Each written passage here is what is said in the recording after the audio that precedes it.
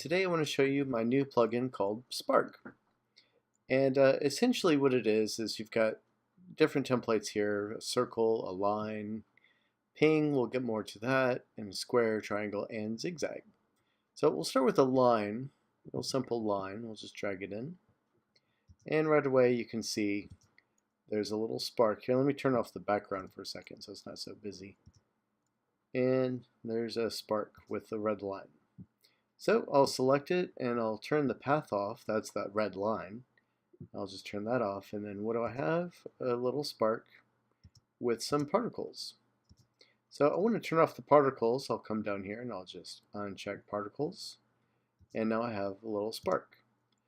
And this little spark, it can set the in and out points. I'll just put it right on top of NASA right here. And so now you can see, let me make this a little bigger. So now you can see it going across NASA. A little too fast or a little too slow depending on your tastes. At any rate, you have all of those controls here. The spin rate is how fast it's spinning. So the higher the number determines the speed and the direction it spins. So it's spinning to the left when it's positive. Here I'll put -500, and then it'll spin the other direction. It's probably a little fast, but you get the idea for spin. And you can turn spin on and off with this little checkbox. And then of course you can change the opacity, animate the position, and what have you. But it's already animated for you, so just remember you can take the controls, the on-screen controls, and move them to whatever side of the screen that you want to go.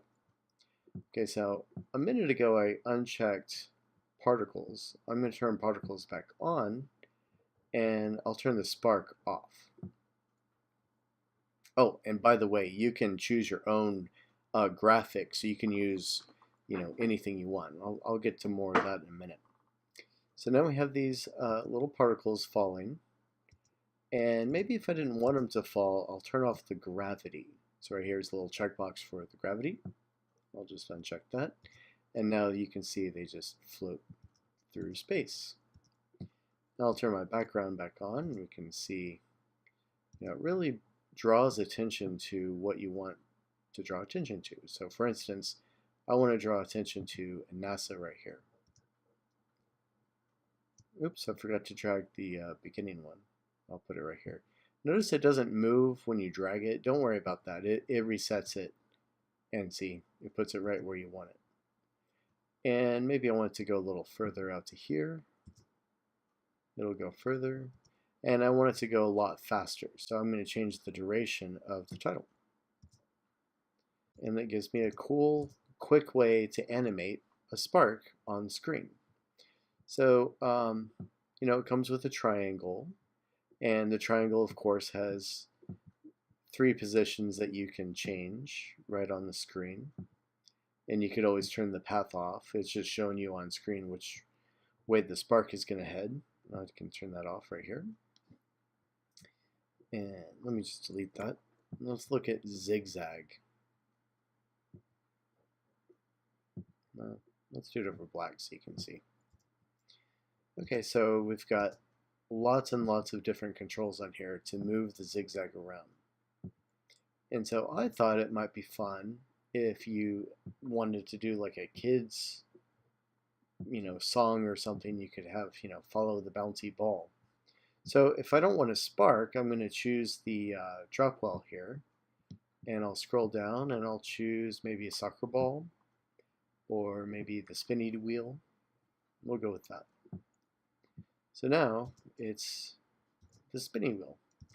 It's not spinning currently, but we can check, and let's make it spin a little differently. And I'll turn off the path so we can see it a little easier. So pretty cool, right? Alright, so let's look at circle.